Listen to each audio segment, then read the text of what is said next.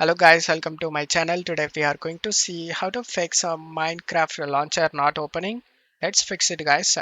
Method 1, you just need to press Windows key and R key together and type here percentage app data percentage again and click on OK. Double click on the Minecraft. Find launcher profile.json and right click and select delete option.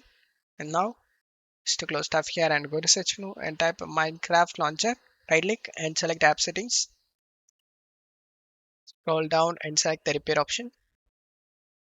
Now you can check if the problem solved or not. If not, method 2, go to search menu and type Minecraft.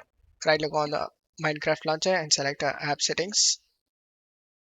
Now scroll down and select the reset option. And after getting reset done, select the uninstall option and uninstall it. And now just to close tab here and go to search menu and type store. Comes up Microsoft Store.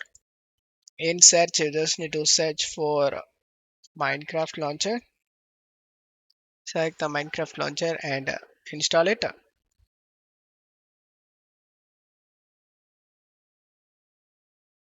After getting installed and you can open the Minecraft launcher without having any problem. Don't forget to leave a like guys. Thank you.